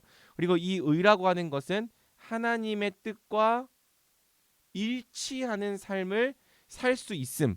이것이 의인데 이것이 어떻게 됐다? 상실되었다. 그래서 어떻게 됩니까? 아무리 노력해도 의를 행할 수 없는 존재가 되었다. 첫 창조의 상태에서는 이 원의를 통해 매우 자연스럽게 의를 행할 수 있었어요. 그런데 이제 이 원의를 잃어버린 우리에게는요, 의를 행하는 것이 부자연스럽고 어려워진 거죠. 또 의를 행하더라도 그것이 하나님의 기준에 미치지 못하는 상태에 빠지게 된 겁니다. 사실 이 내용이 전속성의 부패에 겹쳐요. 그래서 이제 원죄는 죄책과 오염으로 이렇게 두 개로 보는 이유가 이 원의의 상실이 이 전속성의 부패 안에 들어가기 때문이죠. 그런데 이제 소율이 문답은 세 개로 나누고 있습니다. 의를 잃어버렸다. 그래서 우리가 의를 행하는 것이 부자연스럽고 어렵게 되었다. 그리고 의를 행하더라도 그것이 하나님의 기준에 미치지 못하게 되었다. 이것이 이제 우리의 이 원의를 상실한 상태라는 거죠. 여러분, 우리가 우리의 의지가 중립적이고 자유로운 것처럼 느껴지지만 우리의 의지는 심하게 이 죄와 악과 선이 있다면 우리의 의지는 이 가운데 있는 것이 아니라 죄에 기울어져 있다는 걸 알 수 있어요. 이것을 어떻게 알 수 있냐면 우리가 악을 행하는 것은 굉장히 쉬운 거죠. 그러니까 악은 누가 가르쳐 주지 않아도 우리가 잘해요. 그리고 나이를 먹어갈수록 죄 짓는 일에 있어서는 다 프로가 됩니다. 어떻게 하면 죄를 들키지 않고 은밀하게 더 잘 지을 수 있는지, 어떻게 하면 죄를 더 효과적이고 탁월하게 지을 수 있는지. 죄는 배우지 않고 시키지 않아도 우리가 전문가급으로 잘하는 거죠. 그런데 선은 어떻습니까? 선? 여러분, 선을 잘 행할 수 있습니까? 선을 행하는 게 쉬워요? 배우지 쉽지 않은 것 않아도 같습니다. 네? 쉽지 않은 것 같습니다. 배우지 않아도 막 선이 저절로 돼요? 막 나이를 먹을수록 선을 행하는 것에 프로가 되어 갑니까? 그렇지 않거든요. 40을 먹어도 50을 먹어도 사람이 선을 행하는 것에 초보예요. 오히려 더 선을 못하게 되는 경우도 허다하죠. 나이 40 먹고 50 먹고서도 정직하게 행할 줄 모르고요. 다른 사람들을 존귀하게 대할 줄 모르고요. 선한 삶을 살아가지 못해요. 이것이 뭘 말해주냐면은 우리의 의지가 가운데가 아니다. 중립이 아니다. 우리의 의지가 지금 악으로 심하게 기울어져 있다는 것을 이 성경이 보여주는 겁니다. 이것은 우리가 성경을 통해 알 뿐만 아니라 우리가 삶을 살아가면서도 얼마든지 느끼고 경험하고 체험하는 부분인 거죠. 그 다음에 우리가 선을 행하더라도 하나님이 기뻐하실 만큼 완벽하게 선을 행할 수가 없는 거예요. 우리는 선을 행하면서도 그 마음 가운데 우리 안에 얼마나 이 구역질 나는 죄성이 들어 있는지를 알 수 있는 거죠. 예를 들어서 어려운 사람을 돕는 그 일 가운데서도 내 마음속에 은근한 이 우월감과, 그렇죠? 그리고 또 어려운 사람들을 도울 때 내가 이렇게 선한 일을 행하다니, 이 스스로 이 자기 의에 대한 만족감과 하나님께 영광을 돌리며 의를 행할 수가 없어요. 그러니까 우리가 온전한 의를 행할 수가 없는 거죠. 그 다음에 여기서 끝났냐? 그렇지 않습니다. 전속성의 부패. 전속성의 분패, 이거를 이제 다른 말로는 전적으로 타락했다는 뜻인데요. 전적으로 타락했다라는 것은 우리가 완전히 선을 행할 수 없는 존재가 되었다, 이런 뜻이 아니라 하나님의 이 형상이 전반적으로 모두 부패하고 오염되었다는 뜻이에요. 그러니까 우리가 지금의 형상을 가지고서도 뭔가 이 사회 구호 단체 활동을 한다든지 어떤 종류의 선을 행할 수 있죠. 어려운 사람을 도와준다든지. 그런데 이 타락의 영향이 우리가 갖고 있는 모든 이 인격에 전반적으로 영향을 미쳤다. 이것이 이제 전속성의 부패인 거죠. 그래서 우리가 갖고 있는 이 지정의 중 오염되지 않은 부분이 하나도 없다. 부패되지 않은 부분이 하나도 없다. 다 지정의가 오염되었다. 이렇게 생각하면 될 것 같습니다. 지식이 오염되었습니다. 지식이 오염되었다는 것은 하나님을 모르게 되었다. 이 세상에 대한 지식도 부족하게 되었고, 이 세상을 올바르게 다스릴 수 있는 지식도 부족하게 되었죠. 다른 사람들과 아름답게 관계 맺을 수 있는 지식도 없고요. 또 다른 사람들을 사랑하는 지식도 없고요. 또 다른 사람들과 바른 관계를 맺을 수 있는 지식도 없습니다. 자기 자신을 옳게 다스릴 수 있는 지식도 없고요. 하나님도 모르고 세상도 모르고 다른 사람도 모르고 자기 자신도 모르게 된 것. 무엇이 죄고 무엇이 선인지 판단할 수 없는 무지의 상태에 빠진 것. 이것이 지식의 오염인 거죠. 그 다음에 이제 감정이 오염되었습니다.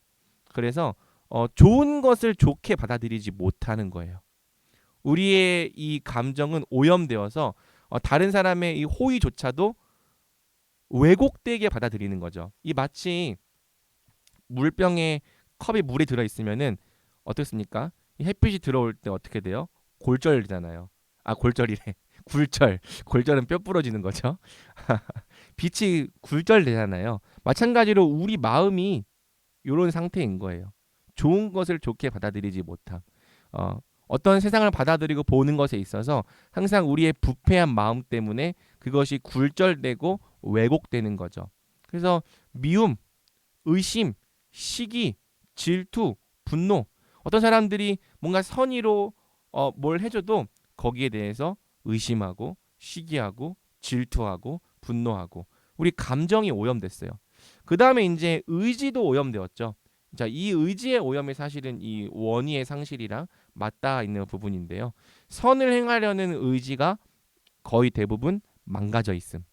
반면 악하고 그릇되며 자기 욕심을 추구하는 행동은 상당히 신속하게 행함. 요것이 이제 망가진 의지의 특징이죠. 선을 행하는 의지는 거의 없고요. 진짜 1년에 한 두세 번 정도 마음을 먹어야 겨우 할 수 있는 반면에 악하고 그릇되며 자기 욕심을 추구하는 행동은 매우 빠르게 신속하게 할 수 있죠.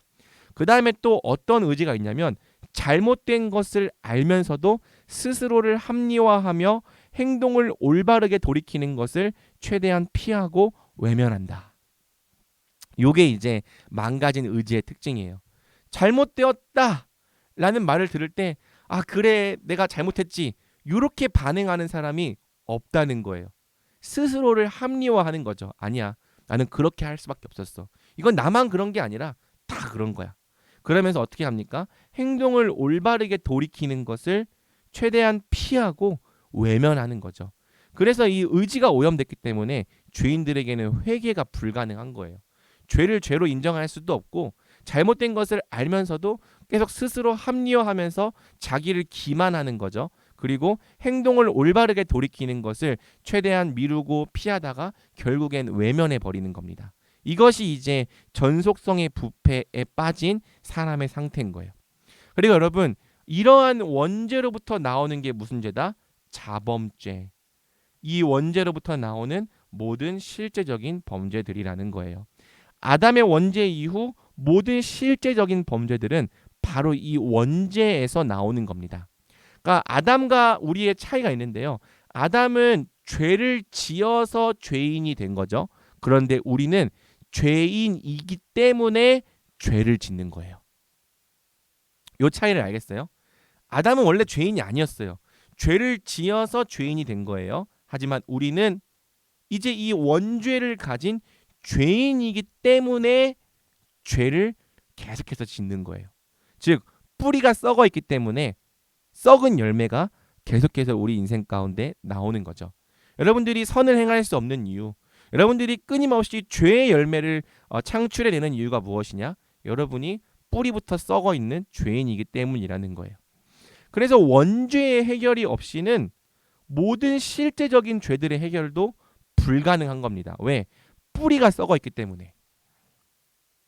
여러분, 하나님을 믿지 않는 세상의 철학과 학문은 원죄의 존재를 인정하지 않아요. 인간의 상태는 지극히 정상이다. 물론 이제 여러분들이 공부했듯이 성선설, 성악설 이런 것들이 있긴 하죠. 아니면 이제 중립의 상태다. 사람은 백지로 태어나서 거기에 흰색이 될 수도 있고, 뭐 아름다운 걸 그릴 수도 있고, 뭐 끔찍한 것을 그릴 수도 있다. 이렇게 말하기도 하는데 아무튼 이 세상의 철학과 학문은요, 원죄를 성경만큼 인정하지 않아요. 그러면서 죄의 문제를 어디에 돌립니까? 교육이 부족해서 그래. 그리고 사회 구조가 불평등해서 그래. 그러니 교육을 잘하면 죄의 문제가 해결될 거야. 사회적인 이 불평등한 구조를 해결하면 죄의 문제가 해결될 거야. 이렇게 생각을 하는 거죠. 물론 어느 정도는 개선이 될 수 있다는 것을 이 사실입니다. 하지만 여러분, 과학의 발달과 제도적인 개선과 교육의 질과 어떤 이 철학의 발달이 이 세상을 천국으로 만들어 주었습니까? 죄의 문제가 해결된 적이 한 번도 없어요, 역사상. 그렇지 않나요? 만약에 이 죄의 문제가 사실은 원죄에 있지 않고 이런 교육의 부족과 어떤 사회적 제도에 있다면, 그래서 이런 걸 잘하면 해결할 수 있는 문제라면 이 세상에서 죄의 문제가 없는 그런 유토피아도 있었어야 되는데 그런 세상이 존재했던 적이 단 한 번도 없습니다. 그러니까 이제 세상은 외면하려고 하는 거예요. 원죄가 있다는 것을 외면하려고 하는 건데 성경은 우리에게 답을 가르쳐 주는 거죠. 너희가 그렇게밖에 살 수 없는 이유가 뭔지 아느냐? 너희가 아담 안에서 원죄를 가진 존재이기 때문이다. 너희가 이 원죄를 가졌기 때문에 날마다 죄를 짓는 삶을 살아갈 수밖에 없는 거야. 날마다 이 죄의 열매를 맺으며 살아갈 수밖에 없는 거야. 너희가 그렇게 비참한 인생을 살아가게 되는 이유, 너희가 살아가는 세상에 그렇게 죄 때문에 고통스럽고 힘든 이유가 다 너희가 아담 안에서 원죄를 가진 채 태어나기 때문이야 라고 성경은 말해주는 거죠. 그러면서 이 성경은 원죄를 해결하지 않고서는 다른 모든 문제가 해결되지 않는다라고 말하면서 이 원죄 해결을 예수 그리스도로 답하는 거죠. 그래서 우리는 죄의 원인과 해결에 있어서 성경의 답을 듣고 의지해야 하는 거예요. 성경을 떠나서 내 인생의 죄의 문제를 스스로 해결하려는 노력은 모두 실패할 수밖에 없는 겁니다. 내가 아무리 의지를 가지고 나 내일부터 담배 안 펴야지. 그럼 내일 모레 또 피고 있을 거예요. 내일부터 나는 음란물 안 봐야지. 내일 모레 또 보고 있을 거예요. 우리의 의지로 이 죄의 문제가 해결이 안 된다는 거예요. 그래서 우리는 그리스도를 통해 주어지는 죄로부터의 구원을 분명히 알고 성경이 제시하는 답과 성경이 제시하는 처방전을 듣고 의지해야 하는 거죠. 자, 오늘은 이 성경이 계속 얘기하는 그 진단, 죄의 상태에 대해서 보는데요. 자, 18문이 원죄와 자범죄, 죄의 상태에 대해서 얘기했다면은 19문은 여기서부터 따라오는 비참함이 무엇인지를 우리에게 설명합니다. 제 19문을 제가 질문할 테니까 우리 지영 자매님이 답변해 주시면 감사하겠습니다. 사람이 타락해 들어간 상태의 비참함은 무엇입니까? 자신들의 타락으로 하나님과의 교제를 잃어버린 모든 인류는 하나님의 진노와 저주 아래 있고, 그래서 이 생에서 모든 비참함과 죽음 자체와 그리고 영원한 지옥의 고통을 받게 되었습니다. 네, 감사합니다. 지영야면이 이거 책 받아갔어요? 아직 못 받아갔죠? 저 이거, 네, 그래서 PDF로 있어요. 아, 지영야매님 책 제가 만들어 놨거든요. 그래서 교회 오면은 예원이한테 받아가면 됩니다. 언제든지 받아가세요. 네, 자, 비참함 상태가 뭐냐라고 했을 때 비참함의 근본적인 본질은 뭐냐면 하나님과의 교제 상실이에요. 사람이 겪는 모든 비참함은 하나님과의 관계가 끊어진 결과다. 그래서 이것을 저는 꺾인 꽃이라고 비유합니다. 자, 이 땅에서 줄기와 잘 연결되어 있는 꽃이 어떻게 됩니까? 물론 꽃은 지지만 그래도 연결되어 있는 동안에는 이 생글생글한 이 신선함을 유지하고 또 열매도 맺죠. 그런데 이 꽃이 줄기에서 꺾이면 어떻게 됩니까? 당장은 그 아름다움과 어떤 이 생동감을 갖고 있지만 점점 더 시들어서 죽어버릴 거예요. 그렇죠. 그럼 마찬가지로 성경은 하나님에게서 꺾인 사람이 그런 존재가 되었다고 말하는 거죠. 그래서 우리가 태어날 때 다 피부도 좋고 우리 애기들 피부가 정말 엄청 좋거든요. 여러분 애기 피부가 얼마나 좋은지 모르죠? 우리 첫째, 둘째, 셋째 피부가 장난이 아닙니다. 피부도 엄청 좋고 막 에너지가 넘쳐요. 힘이 넘치고 사실 20대 초반까지만 해도 에너지가 넘치고 힘이 넘치고 가장 예쁘죠. 그런데 30대가 넘으니까 어떻게 됩니까? 점점 시들어감을 느낍니다. 아, 내 인생의 리즈 시절이 지났구나. 우리 이광민 집사님은 어떻습니까? 아, 그 나이는 숫자에 불과하다고 생각하고 있습니다. 아, 그렇게 기만하려 하지만 꺾인 꽃과 같이 시들어 가고 있는 것이 사실이기도 하죠. 그리고 우린 네. 더 약해질 거고 더 병들 거고 더 노쇠할 거예요. 사람이 겪는 모든 비참함은 하나님과의 교제가 끊어진 결과죠. 그래서 하나님과의 교제를 상실한 사람은 더 이상 자신의 존재 목적을 이루며 살 수 없다는 게 문제예요. 자, 하나님과의 관계가 끊어진 사람의 상태가 어떤 상태냐? 하나님의 진노와 저주 아래에 있다. 하나님께서 죄를 짓는 모든 죄인들에 대하여 진노하고 계신다. 그래서 죄인들을 사랑의 눈으로 바라보시는 하나님. 요즘에는 그런 찬양들도 있는데 그렇지 않아요. 성경은 하나님께서 죄인들을 향해 진노하고 계시다고 말합니다. 다만 오래 참으심으로 이 세상에 대한 심판을 유보하고 계신 거예요. 미루고 계신 거예요. 왜? 택하신 자들을 구원하셔야 되기 때문에. 그래서 이 기간은 어떤 기간이냐면은 택하신 자들에게는 하나님의 구원을 경험하는 은혜의 기간이 되는 거고, 멸망당할 자들에게는 하나님께서 미워하시는 진노를 계속 쌓음으로 자신에 대한 심판을 더욱 정당하게 만드는 기간이 되는 겁니다. 그래서 참 하나님을 믿지 않는 사람들이 세상에 일어나는 여러 악한 일들을 보면서 하나님은 대체 뭐 하고 계시냐 이런 말들 하는 거 들어봤나요? 뭐 정말 이 극악한 범죄 사건이 일어났을 때 어떤 이 정의롭지 못한 되게 악한 일들이 일어났을 때 사람들은 그 책임을 하나님께 돌려요. 그래서 마치 하나님이 이 모든 문제를 해결해 주시지 않아서 이 세상에 악한 일이 벌어지는 것처럼, 또 반대로 어떻게까지 생각하냐면은 이 세상에 악한 일들이 일어나는 걸 보면은 하나님은 살아계시지 않거나 무능한 신이 불과해, 이렇게 얘기를 하는 거죠. 근데 성경은 뭐라고 말해주냐면은 하나님은 너희 모두를 향해 진노하고 계시고 너희 모두를 내버려 두셨어, 이렇게 얘기하는 거예요. 그러니까 너희는 하나님의 은총 받을 자격이 사실은 1도 없는 자들이야. 너희가 너희 자신은 하나님께서 너희를 마치 돌봐야 될 어떤 의무나 그런 책임을 갖고 있는 것처럼 생각하나 본데, 하나님은 너희를 향해 진노하고 계시고 사실은 지금 당장이라도 너희를 멸망에 처하실 그럴 수 있는 분이야. 실제로 노아의 홍수 때 한번 인간을 멸망에 처하셨죠. 그러면서 노아를 구원하신 다음에 하신 말씀이 뭐냐면은 오래 참겠다고 약속하신 거예요. 무지개를 보여주시면서 내가 이 세상을 유지해 주겠다고 본인 스스로 약속해 주신 거예요. 그래서 하나님께서 지금 이 죄악된 세상을 유지해 주고 계신 것은 이 사람들이 구원받을 만한 가치와 자격이 있어서 세상을 유지하는 것이 아니라 하나님이 스스로 참겠다고 약속하셔서, 하나님이 무지개를 보여주시면서 내가 이 세상을 벌하지 않겠다고, 물로 벌하지 않겠다고, 보호하고 보존하겠다고 약속해 주셔서 이 세상이 보존되고 있는 거지, 사실 사람이 하나님께 어떤 구원과 은총을 받기에 어떤 가치가 있는 존재이기 때문에 그렇다는 건 아니라는 거죠.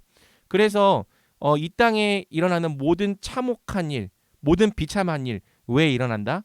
하나님과의 교제가 끊어졌고 하나님의 진노와 저주 아래 있기 때문이다. 그래서 하나님께 책임을 돌릴 수가 없어요. 오히려 누군가 그렇게 말한다면 아니, 성경은 그렇게 말하지 않아. 성경은 사람이 하나님께 죄를 지음으로 하나님 타락했고 하나님의 진노와 저주 아래에 있게 되어서 우리에게 이런 일이 벌어진다고 말하고 있어. 그러니 우리는 하나님께 책임을 돌릴 것이 아니라 이런 일들이 일어나는 걸 볼 때마다 우리가 하나님의 진노와 저주 아래에 있구나. 하나님과 빨리 화해하지 않으면 나도 저렇게 망하겠구나라고 생각해야 돼. 이렇게 말해줘야 되는 거죠. 그 다음에 하나님의 진노와 저주 아래에서 어떤 삶을 경험합니까? 이 생에서 모든 비참함과 죽음 자체를 경험합니다. 이것은 현세에서 겪는 하나님의 진노와 저주라고 할 수 있죠. 이 땅에서 겪는 하나님의 심판은 비참함 가운데 살도록 내버려 두시는 것과 죽음이에요. 로마서 보면은요, 하나님께서 모든 사람들을, 죄인들을 자기 마음대로 살도록 내버려 두셨다고 말해요. 사람이 하나님을 자기 마음에 두기 싫어했기 때문에 하나님도 내버려 두셨다. 사실 이 내버려 두시는 것이 무시무시한 심판인 거죠. 그래? 너희가 나를 마음에 두기 싫어해? 그러면 너희 죄악대로 살도록, 너희 마음대로 살도록 내가 내버려 두겠다. 그리고 내버려 두신 결과 이 세상이 지옥처럼 변하는 겁니다. 그러니까 하나님이 그렇게 만드신 것이 아니라 하나님께 버림받은 사람들이 자기 죄성을 가지고 자기 죄대로 살아갈 때 이 세상의 모든 불의와 추악과 탐욕과 시기와 간음과 살인과 폭행과 사기와 죄악됨이 가득하게 되는 거예요. 그리고 그렇게 내버려 두신 상태에서 자기 마음대로 살다가 당하게 되는 심판이 죽음인 거죠. 이 땅에 어떤 삶을 살아가는가? 하나님과의 교제 상실, 자기 만족과 쾌락을 추구합니다. 우리가 하나님을 즐거워하고 하나님을 영화롭게 해야 되는데 하나님을 즐거워하지 못하고 하나님 안에서 만족을 찾지 못하니까 어떻게 살아요? 다른 곳에서 만족을 찾고 쾌락을 쫓아다녀요. 다른 곳에서 만족을 찾으려 하는 거죠. 그래서 자기 만족과 쾌락을 추구하며 방향 없는 삶을 살아갑니다. 그래서 어떤 사람은 어떤 물건을 소비하는 것을 통해서 만족을 찾으려 하고, 어떤 사람은 명예와 권력을 갖는 것에서 자기 만족을 찾으려 하고요. 어떤 사람은 성적인 죄를 통해서, 어떤 사람은 또 무엇을 통해서 만족과 쾌락을 찾고 추구하며 방향 없는 삶을 살아가는 거예요. 만약 우리가 하나님을 영화롭게 하고 즐거워하는 원래 사람의 목적을 회복한 상태에 있었다면은 우리는 하나님 안에서 만족을 찾고 하나님 안에서 즐거움을 찾았을 거예요. 그런데 하나님을 잃어버린 사람들 어떻게 살아갑니까? 다른 곳에서 만족과 쾌락을 찾으며 살아가는 거죠. 그런데 이 다른 곳에서 얻는 이 만족과 쾌락이, 문제는 금방금방 사라진다는 거예요. 마치 바닷물을 먹으면 그때는 갈증이 해결돼도 금방 더 갈증이 더해지는 것처럼 이 땅에서 이 땅의 것들로 만족과 쾌락을 얻으려고 할 때 우리는 더 배고파지고 더 많이 마시지 않으면, 더 많이 그런 것들을 행하지 않으면 만족할 수 없고 쾌락을 느낄 수 없는 그런 상태로 살아가게 되는 거죠. 이게 이제 하나님과의 교제 상실한 사람의 삶의 특징이고요. 한몸됨의 파괴, 서로 미워하고 다투고 시기하고 질투하고 분열되고 상처를 주고받고 고독함을 느끼는 삶.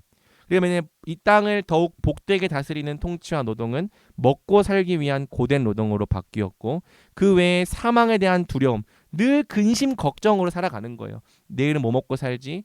내년엔 어떻게 살지? 대학 졸업하면 어떻게 살지? 나중에 결혼할 때 어떻게 살지? 집은 어떻게 마련하지? 늘 이 사망에 대한 걱정, 근심, 두려움, 그 다음에 재난과 질병으로 인한 고통이 끊이지 않음, 그러다가 결국엔 죽음. 이것이 이제 이 땅에서 겪는 이 생의 비참함과 죽음인 거고요. 그 다음에 여기서 끝나는 것이 아니라 영원한 지옥의 고통도 따르죠. 내세에서 겪을 하나님의 진노와 저주가 있다. 죽음 이후에 이 땅에서의 어려움이 끝나는 것이 아니라 영원한 지옥의 고통이 있다. 그래서 오늘날 이 문학들을 보면은 마치 죽음을 평온한 잠에 비유하잖아요. 이 땅이 너무 고통스러우니까 죽은 사람을 보면서 이제는 편히 쉬십시오라고 이야기를 하는데 성경은 그렇게 말하지 않아요. 하나님을 대적한 죄는 영원에까지 이릅니다.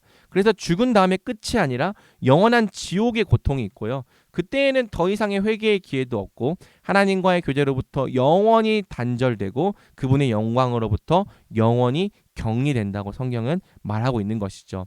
그러니 우리가 이 죄와 모든 비참으로부터 성경이 말하는 구원을 받지 않는다면은 우리는 이런 삶을 살아갈 거예요. 끊임없이 만족과 쾌락을 찾아다니며 방향 없는 삶을 살고 한몸됨이 파괴된 삶을 살고 걱정, 근심, 두려움, 재난과 질병으로 인한 고통 그리고 죽은 다음에는 하나님의 영원한 심판. 이것이 하나님이 없는 사람들에게 확정된 미래인 거죠. 그래서 여러분 우리는 성경이 제시하는 예수 그리스도 또 구원을 잘 배우고 알아가고 그것이 어떻게 우리 인생의 구원으로 작용하는지에 대해서까지도 분명한 믿음으로 고백할 수 있게 되어야 하는 겁니다. 자, 한번 결론 및 적용을 좀 간단하게 읽어볼게요. 타락에 대한 교리는 죄와 비참의 상태 가운데 있는 이 세상 사람들의 본질을 깨닫게 한다. 만약 타락에 대해서 우리가 알지 못하면 우리는 사람의 기본적인 선함에 대하여 많은 기대를 가질 것이다.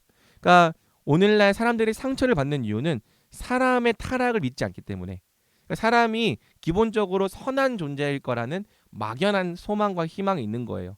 기대를 한다는 거죠. 그리고 사람들이 기대를 했는데 어떤 그 사람들이 선하지 않은 현상이나 결과를 보여줄 때 어떻게 이런 일이 일어날 수 있을지 하고 충격을 받는 거죠. 그렇죠? 하지만 성경의 시각으로 보면 사람은 누구나 언제든지 최악의 상태가 될 수 있습니다. 기독교는 처음부터 사람을 볼 때 많은 기대를 하지 않아요. 오히려 사람 안에 근본적인 한계와 죄성 그리고 연약함이 있다는 것을 받아들여 주는 거죠. 그래서 사람들의 실수를 용납하고 받아들일 수 있고요. 타락에 대한 교리를 알고 나면요.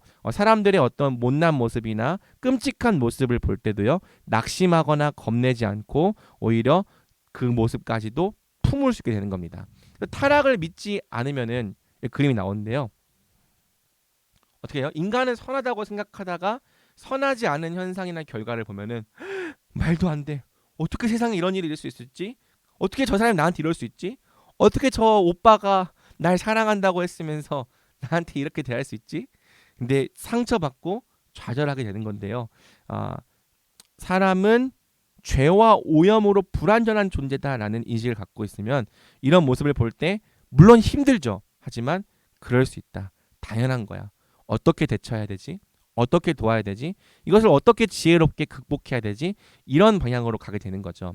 그래서 이 전적인 타락, 부패에 대한 교리를 알지 못하는 사람들은 사람을 믿다가 상처와 좌절을 경험하게 되지만 우리는 사람을 사랑하되 사람의 근본적인 한계와 죄성에 대해서도 동시에 인정하면서 그런 모습을 보게 될지라도 오히려 더 태연한 모습을 보일 수 있는 거죠. 그리고 심지어는 용서하기도 하고 용납하기도 하는 겁니다. 이러한 태도를 이 타락에 대한 교리가 만들어내요. 그 다음에 적용 2번 이 죄의 기준은 일반적인 도덕과 윤리가 아니라 하나님의 법이다. 말씀을 통하지 않고서는 무엇이 죄인지조차 제대로 알 수 없으며 왜 우리가 심판을 받아 죽을 수밖에 없는 죄인인지를 깨달을 수 없다.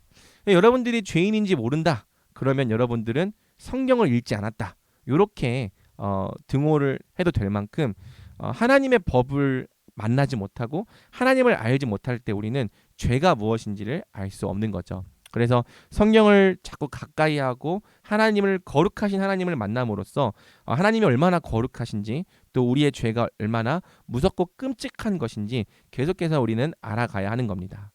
그 다음에 이제 죄의 본질이 하나님의 주대심에 대한 거부라는 것도 생각해 볼 필요가 있죠. 자, 이 죄의 본질이 하나님의 주되심에 대한 거부인데요. 하나님의 법을 기쁨과 자유로 생각하는 것이 아니라 무거운 짐과 굴레로 여기고, 그래서 하나님으로부터 벗어나 내 마음대로 살아가고 싶은 욕망이 우리 안에 다 있는 거죠. 그래서 하나님의 법을 무거운 짐과 굴레로 여기는 마음, 또 내 마음대로 살아가고 싶은 욕망이 우리 안에 있다면 우리도 여전히 이 죄성을 가진 죄인이라는 증거가 되는 거죠. 그래서 여러분들이 하나님 앞에서 이 죄를 회개했는지, 하나님의 법에 대해서 어떤 태도를 갖고 있는지 돌아보길 바라고요. 자신의 죄악됨을 정직하게 직면하고 회개하는 데까지 나가면 좋겠습니다. 그다음 마지막 4번에 대해서는 좀 한번 같이 읽어보면 좋겠는데, 한번 같이 읽어볼까요? 성경은 우리가 아담의 첫 범죄에 대한 죄책을 가졌을 뿐 아니라 의를 행할 수 있는 근본적인 능력을 잃어버렸고 전속성이 부패하게 되었다고 설명한다. 그러므로 우리 스스로의 힘으로 의를 행하지 못하며 끊임없이 악한 생각과 행위에 넘어지는 것은 어떻게 보면 당연한 것이다. 만약 우리가 우리의 이러한 상태를 알지 못하거나 인정하지 않고 스스로의 힘으로 우리 자신의 죄성을 이겨내려 한다면 우리는 반드시 실패할 수밖에 없을 것이다. 우리에게는 원죄의 영향력을 이겨낼 수 있는 능력이 없다. 그렇기 때문에 우리는 성경이 우리에게 제시하는 해결책에 귀를 기울여야 한다. 삼위 하나님의 구속사역으로 말미암아 우리 인생 가운데 단번에 이루어지는 구원과 점진적으로 완성되는 구원에 대하여 계속 알아가는 우리 교회가 되자. 무슨 말인지 이해가 돼요? 그러니까 보면은 이제 죄책감에 빠져 사는 지체들이 있는데 그 지체들이 경험하게 되는 이 근본적인 실패감과 좌절감은 뭐냐면은 아무리 노력해도 내가 죄를 안 지을 수가 없다는 거예요. 근데 성경이 가르쳐 주는 게 뭐냐면은 너는 원래 그런 존재야라고 말해 주는 거죠. 너는 죄책을 가졌을 뿐만 아니라 원의를 상실했고 전속성이 부패한 존재야. 그래서 네가 네 스스로 의를 행하지 못하고 끊임없이 악한 생각과 행위에 넘어지는 것이 당연한 거야. 이걸 네가 인정하지 않고 자꾸 네 힘으로 이러한 죄성을 이겨내려 한다면 반드시 실패할 수밖에 없어. 너한테는 원죄의 영향력을 이겨낼 수 있는 능력이 없어. 그러니 어떻게 됩니까? 성경이 말하는 해결책에 귀를 기울여봐. 네 힘으로 너의 능력으로 그렇게 하는 것이 아니라 성경이 이 문제를 어떻게 해결해야 한다고 말하는지, 우리에게 어떤 답을 주었는지 그것에 대해서 좀 알아가고 그 답을 붙들어 봐라고 이야기를 하는 거죠. 나중에 우리가 구원론에서 배울 거예요. 단번에 이루어지는 구원과 점진적으로 완성되는 구원이 우리에게 있다. 그리고 이 구원의 삶을 우리가 어떻게 누리며 살아가야 되는지까지도 알 때에 우리가 이러한 죄의 문제로부터 정죄당하지 않고 또 좌절하지 않고 우리 하나님께서 주시는 힘을 의지하며 죄를 이기는 삶을 살아갈 수 있는 거죠. 그래서 오늘 좀 우리가 긴 내용을 살펴보았지만 여러분들이 이 죄의 문제에 대한 것들을 분명히 알고 또 자기 자신과 다른 사람들의 이 죄성과 한계에 대해서도 인정하고 성경을 여러분들의 인생의 답으로 발견하는 은혜가 있기를 주님의 이름으로 축복합니다.